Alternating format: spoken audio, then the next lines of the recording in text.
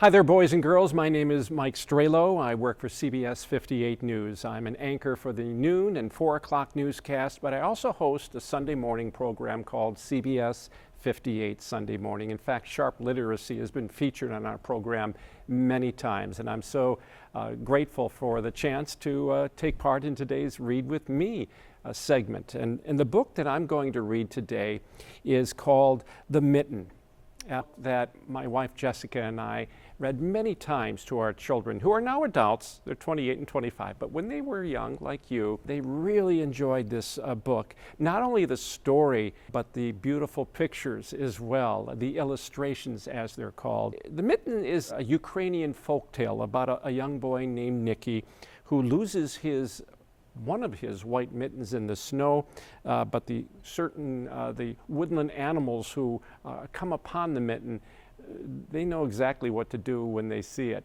So I'm going to put my glasses on because, like some of you, I need them to read books, read things that are close up. So here's our story called The Mitten, and it begins like this. Once there was a boy named Nicky who wanted his new mittens made from wool as white as snow. At first, his grandmother, Baba, did not want to knit white mittens. If you drop one in the snow, she warned, you'll never find it. But Nicky wanted snow white mittens, and finally, Baba made them for him. After she finished, she said, "When you come home, first I will look to see if you are safe and sound."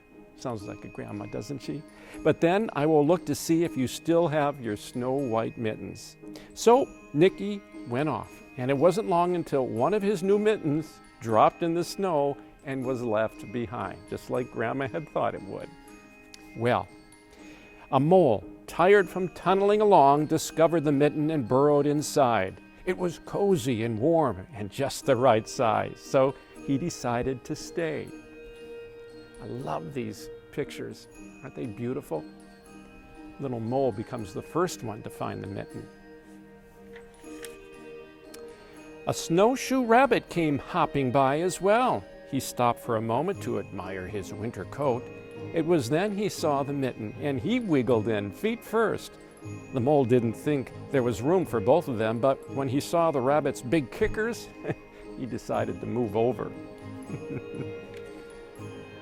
Next, a hedgehog came snuffling along. Having spent the day looking under wet leaves for things to eat, he decided to move into the mitten and warm himself as well.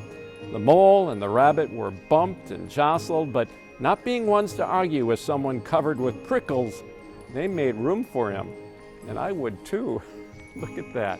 So you have a mole, you have a rabbit, and you have a hedgehog in that little mitten that is suddenly getting much bigger. Well, as soon as the hedgehog disappeared into the mitten, a big owl, attracted by the commotion, swooped down. When he decided to move in also, the mole, the rabbit, and the hedgehog grumbled. But when they saw the owl's glinty talons, they quickly let him in. Up through the snow appeared a badger. He eyed the mitten and began to climb in. The mole, the rabbit, the hedgehog, and the owl were not pleased.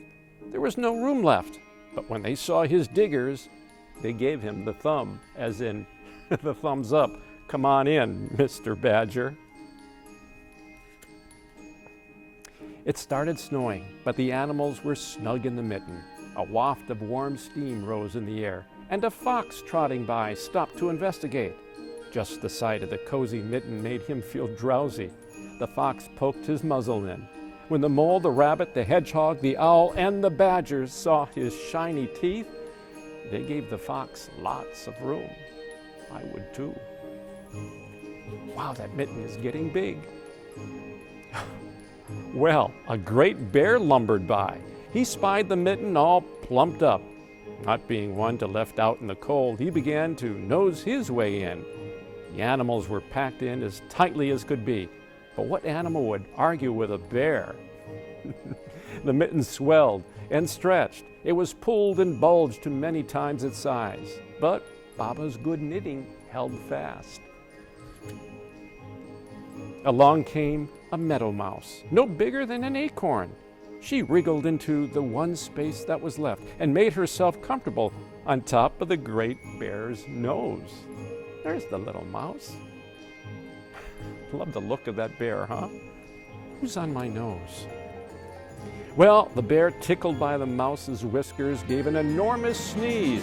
Ah, ka-choo!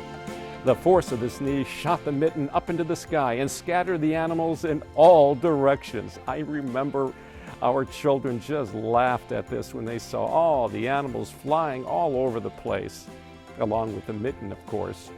In fact, on his way home, Nicky saw a white shape in the distance. It was his lost mitten, silhouetted against the beautiful blue sky. As he ran to catch his snow-white mitten, he saw Baba's face in the window. Do you see her right there? First, she looked to see if he was safe and sound, as she had said she would. And then she saw that he still had his new mittens. But look at the mittens, right? She's wondering, how did one get so big compared to the other? What a beautiful story.